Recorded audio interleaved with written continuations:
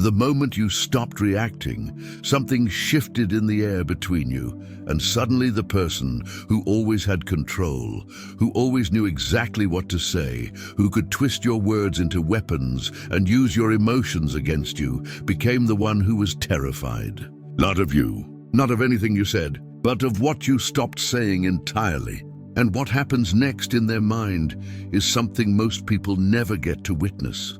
Because by the time they realize what silence truly does to a narcissist, they've already been destroyed by the chaos. But not you, not anymore. Today, we're going to dissect exactly what happens inside the mind of a narcissist the moment they realize their usual tactics don't work on you anymore. We're going to explore why your silence isn't just uncomfortable for them, it's absolutely catastrophic. And more importantly, we're going to arm you with the understanding you need to maintain that power, to protect yourself, and to finally break free from the exhausting cycle that has been draining your energy, your peace, and your sense of self. This isn't about revenge. This isn't about playing games. This is about understanding the psychology of what you've accidentally discovered and learning how to use that knowledge to protect your well-being and reclaim your life. So if you've ever found yourself entangled with someone who seemed to have an almost supernatural ability to get under your skin, to provoke you, to make you feel crazy for having completely reasonable reactions, then what I'm about to share with you will change everything. Because here's what nobody tells you about narcissists. They need your chaos more than you could ever imagine. And when you take it away, their entire world begins to collapse. Before we can understand why silence is so devastating to a narcissist, we need to understand what fuels them in the first place. Psychologists refer to this as narcissistic supply, and it's essentially the emotional energy that narcissists extract from the people around them. Think of it like a battery. While healthy individuals generate their own sense of self-worth internally, through accomplishments, through meaningful work, through genuine connections with others, narcissists have a fundamental deficiency. Their internal battery is broken. It cannot hold a charge on its own, so they must constantly, relentlessly, obsessively seek external sources to power their sense of self. And this is where you come in. You see, narcissistic supply comes in two primary forms, and understanding both of them is crucial to understanding why your silence is so powerful. The first form is positive supply. This is the admiration, the praise, the validation, the worship they crave. When someone looks at them with awe, when someone tells them how brilliant they are, when someone agrees with everything they say and reinforces their grandiose self-image, they're providing positive supply. This is what narcissists prefer. It's the premium fuel. But here's what makes them different from simply someone with healthy self-esteem who appreciates a compliment. Narcissists don't just enjoy positive supply. They require it. Without it, they experience what psychologists call narcissistic injury, a deep wound to their fragile ego that feels genuinely threatening to their existence. But what happens when positive supply runs dry? What happens when you stop praising them? When you stop agreeing with everything they say? When you stop looking at them like they're the most magnificent person who ever lived? This is where the second form of supply comes in, negative supply. And this, my friend, is where most people get trapped. You see, when a narcissist can't get your admiration, they will gladly, eagerly, almost hungrily accept your anger, your frustration, your tears, your desperate attempts to explain yourself, your defensive reactions, your emotional breakdowns. To a narcissist, any emotional reaction, positive or negative, proves that they matter. It proves that they have power over you. It proves that they are significant enough to affect your emotional state. And that, to someone with no internal sense of worth, is intoxicating. So think about this for a moment. Think about all those arguments that went in circles. All those times you tried to explain your perspective and somehow ended up apologizing. All those instances where you started with a legitimate concern and ended up defending your entire character. Were those arguments really about resolving anything, or were they about something else entirely? Here's the uncomfortable truth. For a narcissist, the argument itself is the goal. Your engagement is the prize. Your emotional investment, whether positive or negative, is what they're actually after. And every single time you engaged, every time you tried to defend yourself, every time you raised your voice or broke down in tears, you were unknowingly feeding the very dynamic that was destroying you. But here's what changes everything. What happens when you stop providing both? What happens when you stop giving admiration and you stop giving emotional reactions? What happens when you simply stop? This is where silence becomes the most powerful weapon in your arsenal. The first thing a narcissist experiences when you go silent is pure, disorienting confusion. And I want you to understand why this hits them so hard. You see, narcissists operate from a mental model that assumes everyone thinks the way they do. This is called narcissistic projection, and it means they genuinely believe that everyone is constantly trying to manipulate everyone else. They believe that all relationships are transactions. They believe that emotions are weapons. So when you suddenly stop engaging, their first thought isn't, oh, this person has set a healthy boundary. Their first thought is, what are they planning? In their mind, silence must be a strategy. It must be a manipulation. It must be a power play, because that's how they would use it. They cannot comprehend that your silence might simply be genuine peace. They cannot fathom that you might have simply chosen to disengage for your own well-being. To them, everything is a chess move, and they're desperately trying to figure out what your next move will be. This confusion phase is fascinating to observe if you know what to look for. You might notice them studying you more carefully, watching your facial expressions for any hint of emotion, analyzing your body language for signs of what you're really thinking. They might make small provocations, testing to see if you'll react. A subtle dig at something they know bothers you. An innocent comment designed to trigger your insecurities. A casual reference to something painful from your past. And when these don't work, when you remain calm and unbothered, the confusion deepens. I want you to imagine what this feels like from their perspective. They have spent months, maybe years, learning exactly which buttons to push. They have a detailed mental map of all your vulnerabilities, all your triggers, all the words and tones and implications that will get a rise out of you. This map has always worked. It has been reliable. It has been their source of power. And suddenly none of it works anymore. The buttons they push don't trigger anything. The vulnerabilities they exploit don't bleed. The triggers they pull produce no response. For someone whose entire sense of control depends on being able to manipulate your emotions, this is genuinely terrifying. When confusion fails to produce answers, the narcissist moves to stage 2, escalation. And this is the phase where most people make the mistake that pulls them right back into the cycle. In psychology, there's a term called an extinction burst. It comes from behavioral science, and it describes what happens when a behavior that used to produce a reward suddenly stops working. Imagine a child who has learned that throwing tantrums gets them candy. For months, the pattern has been consistent. Tantrum equals candy.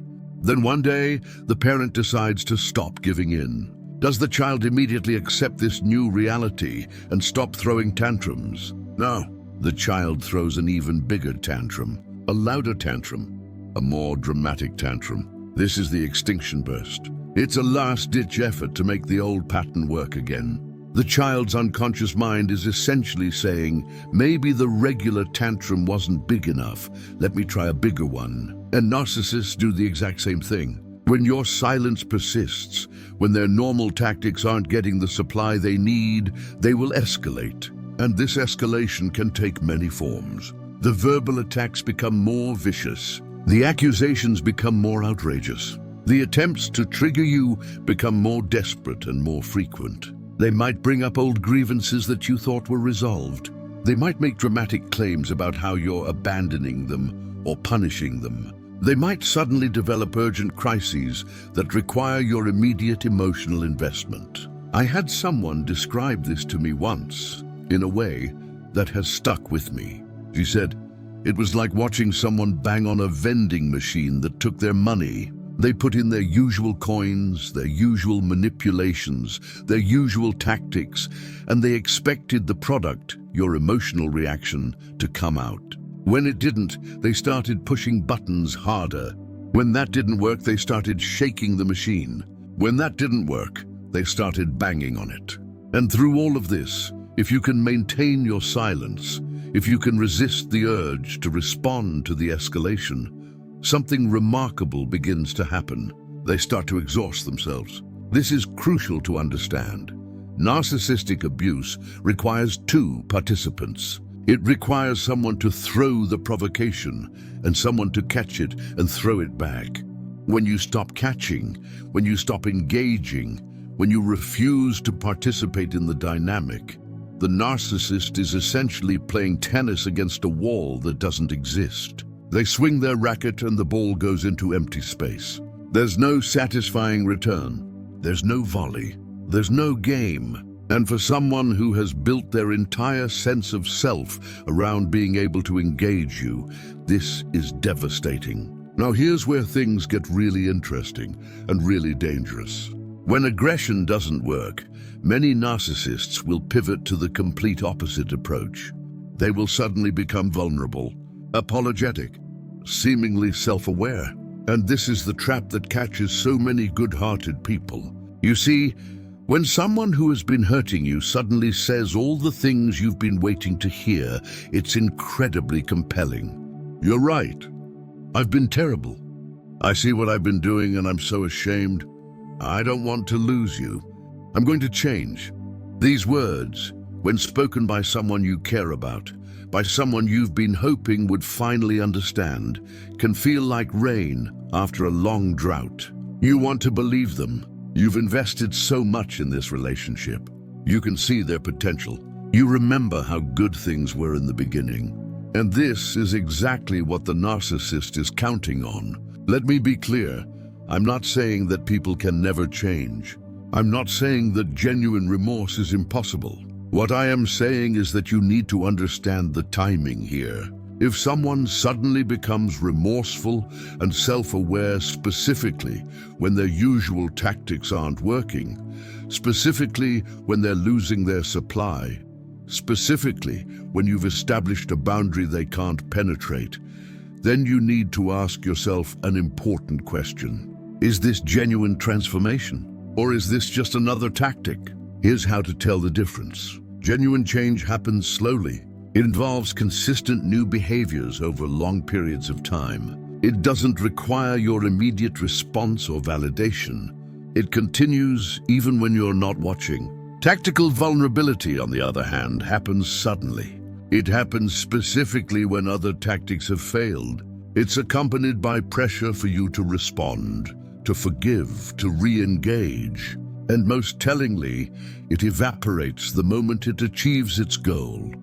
If you've ever experienced the whiplash of someone who seemed genuinely sorry, who promised to change, and who reverted to exactly the same behavior the moment you let your guard down, you've experienced tactical vulnerability. And the only protection against it is maintaining your silence. Now we get to the deepest level of what your silence triggers in a narcissist. And this is the part that most people never understand, because they never maintain their silence long enough to see it. You see, narcissists don't just use you for supply. On a fundamental level, they use you to maintain their sense of identity. This is complex psychology, so let me explain it carefully. Healthy individuals have what psychologists call object constancy. This means they can maintain a stable sense of self and a stable sense of others, even when circumstances change. They know who they are even when no one is watching. They can hold on to their image of loved ones even when those people aren't present. Narcissists often lack this capacity. Their sense of self is not stable. It's not solid. It's constantly being constructed and reconstructed based on external feedback. This is why they need constant supply. It's not just about ego gratification, though. That's part of it. It's about maintaining a coherent sense of who they are. When you react to them with fear, they feel powerful. When you react with admiration, they feel superior.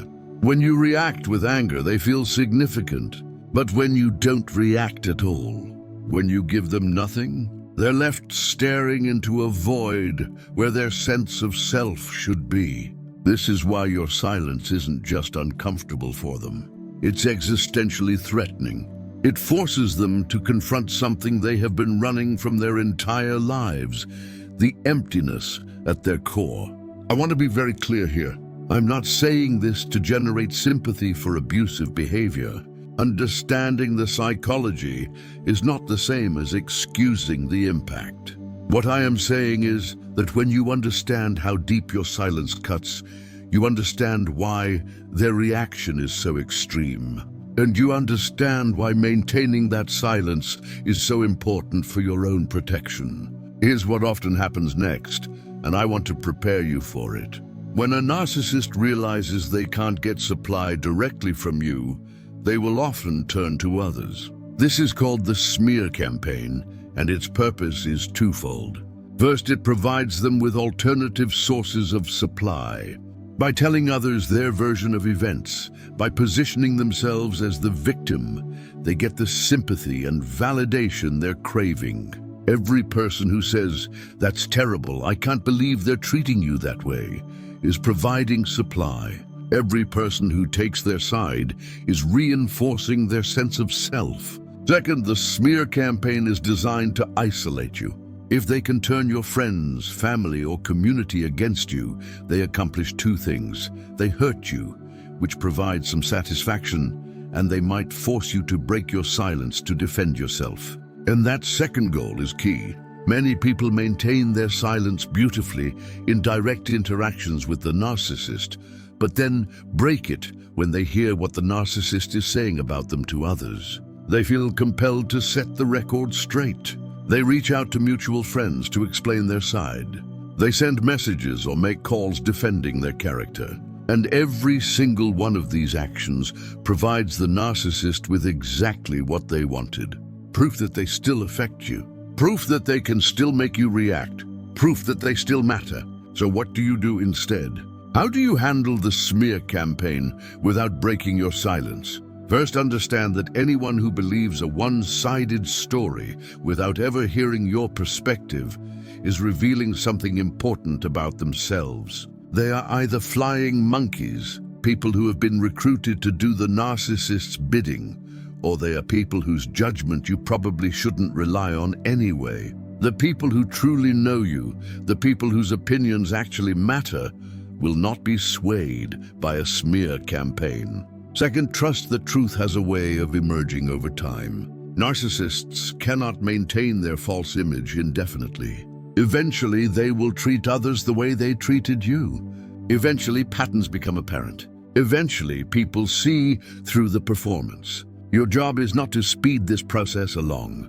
Your job is to protect your peace and trust the process. Named after the vacuum cleaner brand, hoovering is the narcissist's attempt to suck you back into the relationship after a period of distance. And if you've maintained your silence effectively, I can almost guarantee this will happen. It might come days later, weeks later, sometimes even months or years later. And it often comes when you least expect it, when you've finally started to heal, when you've finally started to move on. The hoover can take many forms. It might be a seemingly innocent message. "Hey, I was just thinking about you. I came across this thing that reminded me of us. How have you been?" It might be an apology.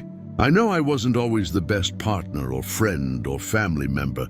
I've been doing a lot of thinking." It might be creating a situation where contact is necessary. "I think I still have some of your belongings. I need to talk to you about something important. There's something you should know." It might even be a manufactured crisis, a health scare, a family emergency, something that makes ignoring them feel heartless. I want you to understand something crucial about the hoover. The fact that they're doing it doesn't mean they've changed. It doesn't mean they miss you. It doesn't mean they've realized your worth. It means they need supply, and you're a known source. It means their current sources have dried up or become more difficult. It means you're being reconsidered as an option, not as a person. The hoover is often the most dangerous moment in the entire process. Because by this point, you've done the hard work. You've established your silence. You've weathered the escalation. You've survived the smear campaign. You've started to rebuild your sense of self. And then they appear, often at their most charming, often with everything you ever wanted to hear. And suddenly all that progress feels fragile.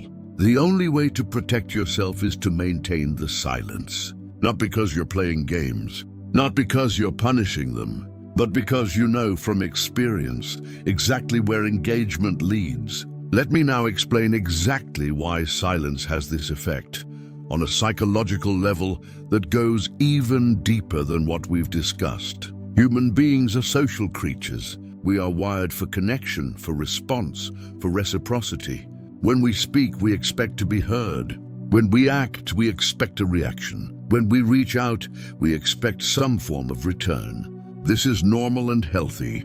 It's the foundation of all human relationship and communication. But narcissists have weaponized this natural expectation. They have learned that by violating social norms, by being unpredictable, by saying things that demand a response, they can keep you perpetually off balance. When they make an outrageous accusation, social programming tells you that you must defend yourself. When they distort reality, something in you insists that you must correct the record.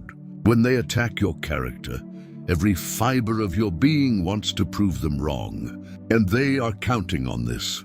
They are exploiting your normal, healthy social instincts. Silence, therefore, is not just a tactic.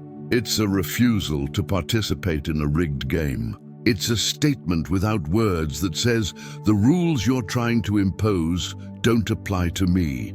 I don't have to defend myself against every accusation. I don't have to explain myself to someone who has no interest in understanding. I don't have to participate in this dynamic anymore. And this is devastating to a narcissist for a reason that might surprise you. On some level, they know what they're doing. They know they're being unfair. They know their accusations don't hold up. They know they're manipulating. But as long as you engage, as long as you defend yourself, as long as you participate in the argument, they can maintain the illusion that this is a legitimate disagreement between two flawed people. Your engagement validates the premise. When you go silent, you're not just refusing to provide supply. You're refusing to validate the entire framework. You're essentially saying, this isn't a conversation. This isn't a disagreement. This is something else entirely, and I'm not participating. And for someone whose entire strategy depends on keeping you engaged in the false framework, this is the ultimate defeat. Now let's get practical.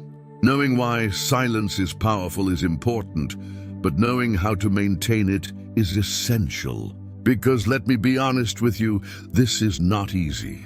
Everything in your nature, everything in your history with this person, everything in your social programming will push you to respond. So here are strategies that actually work. Strategy 1, delay every response. When you receive a message or experience a provocation, do not respond immediately. Even if you're going to eventually respond, which you should carefully consider, do not do it in the moment. The immediate response is almost always emotionally charged. It's almost always reactive rather than thoughtful. It's almost always exactly what they're hoping for. Instead, give yourself a mandatory waiting period. 24 hours at minimum. 48 hours is better. A week is even better. You might find that after this waiting period, you no longer feel the need to respond at all. Strategy 2. Write it out, but don't send it. Sometimes the urge to respond is overwhelming. You have things you need to say. You have points you need to make. You have a defense you need to mount. Fine. Write it all out. Every word, every argument, every emotion. Then close the document. Put away the paper. Do not send it. This gives your nervous system the release it craves without actually providing supply. You've said your piece, just not to them. You've processed your thoughts without engaging the cycle. Strategy 3. Understand what you're actually craving. When you feel the urge to respond, ask yourself, what am I really hoping to accomplish here?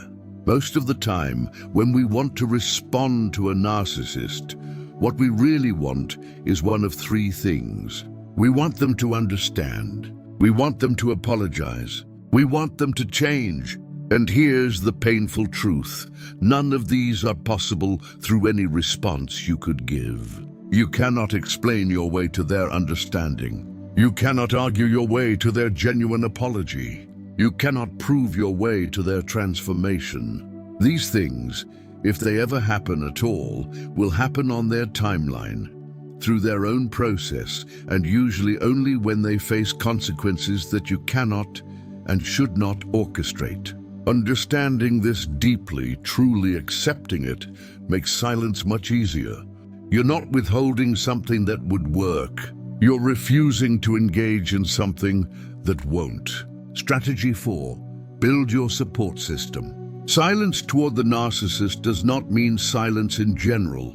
In fact, it's essential that you have people you can talk to. Find trusted friends who understand the situation. Consider speaking with a counselor or therapist who specializes in this area. Connect with others who have experienced similar dynamics, whether in person or through support communities. Your voice matters. Your story deserves to be heard, just not by the person who will use it against you. Strategy 5. Focus on your own healing. The silence creates space. That space can feel uncomfortable at first. You're used to the chaos. You're used to the constant engagement. You're used to the drama taking up mental and emotional real estate. When that goes quiet, you might feel lost. This is normal, and this is your opportunity. Use that energy, that mental space, that emotional bandwidth for yourself. Pursue interests you've neglected. Reconnect with people you've drifted from. Rest, reflect, rebuild. The best thing about silence isn't what it does to them. It's what it creates for you. Let me tell you what happens when you maintain your silence over the long term. At first, it feels like holding your breath underwater. Every instinct screams at you to surface, to respond, to engage. But if you can hold on, something remarkable begins to happen. The urgency fades. Where once every message from them felt like an emergency requiring immediate response, you start to see these messages for what they are: attempts to draw you back in. The emotional charge diminishes. Where once their words could ruin your entire day, you start to feel a growing distance between their attempts and your peace. Their words start to feel like they're happening far away, to someone else. You start to reclaim your sense of self. This is perhaps the most profound change. When you're entangled with a narcissist, you often lose track of who you are. Your reactions, your emotions, your very thoughts become centered around them. You forget what you liked before them. You forget what made you happy. You forget what you believed and valued. The silence creates space for you to remember. And slowly, bit by bit, you start to come back to yourself. You rediscover old interests. You remember old dreams. You reconnect with parts of yourself that had gone dormant. And you realize something crucial. The person you are without the chaos is someone you actually like. The peace you feel without the constant engagement is sustainable. The life you can build without this dynamic is one worth living. I want to address something that some of you might be wondering. Does silence actually help the narcissist? Is there any chance that your disengagement could contribute to their growth or change? Here's my honest answer: maybe. But that's not your responsibility. What your silence does teach them, if they're capable of learning, is that their tactics have consequences, that their behavior leads to losing people. that the chaos they create eventually empties their life. Whether they learn from this or not is entirely up to them. Some narcissists, faced with enough consequences, do eventually seek help. They do eventually start the long, difficult work of changing their patterns. This is rare, but it happens. Other narcissists simply move on to new sources of supply and continue the pattern indefinitely. But here's what's important. Their journey is not your concern. Your responsibility is to yourself, to your healing, to your peace, to your future. What they do with the silence you've created is their business, not yours. Now let me address reality. Not everyone can implement complete silence. Some of you share children with this person. Some of you work with them. Some of you have family dynamics that make complete avoidance impossible. What do you do then? The answer is something called the gray rock method, and it's essentially silence in spirit, if not in literal practice. The idea is simple. You become as boring, as non-reactive, and as uninteresting as a gray rock. When you must interact, you keep it brief, factual, and emotionless. You do not take bait. You do not engage with provocations. You do not rise to accusations. You provide only the information necessary, nothing more. For co-parenting situations, you use written communication whenever possible. You keep messages focused strictly on logistics regarding the children. You do not discuss the relationship. You do not respond to insults hidden in practical messages. You document everything in case it's needed later. For workplace situations, you interact professionally and minimally. You loop in colleagues or supervisors when appropriate. You create paper trails. You remain scrupulously correct in your behavior while minimizing personal engagement. For family situations, you limit contact to group settings when possible. You keep conversations surface level. You have exit strategies prepared. You enlist allies who understand the situation. The goal in all of these scenarios is the same: deny supply while fulfilling your practical obligations. Let me leave you with this. Your silence is not passive. It is not weakness. It is not avoidance. Your silence is the most powerful statement you can make. It says, I know what you're doing. It says, I refuse to participate. It says, my peace is more valuable than your chaos. It says, I am taking back my power. When a narcissist realizes you're powered by silence, they panic because you have become ungovernable. They cannot manipulate someone who won't engage. They cannot trigger someone who doesn't respond. They cannot win a game that you've stopped playing. And you, on the other side of this, get something far more valuable than winning any argument. You get peace. You get clarity. You get yourself back. If you're in the early stages of this, I know how hard it is. I know every fiber of your being wants to explain, to defend, to make them understand. But trust me when I tell you, that path leads nowhere good. The path of silence, as difficult as it is to walk, leads to freedom. So the next time they provoke you, remember what you've learned today. Remember that your reaction is what they want. Remember that your engagement is their fuel. And remember that your silence, your beautiful, powerful silence, is the one thing they cannot overcome. You've survived their chaos. You've endured their manipulation. You've weathered their storms. Now it's time to discover who you are in the silence. And I promise you, that person is worth meeting. If this message resonated with you, share it with someone who needs to hear it.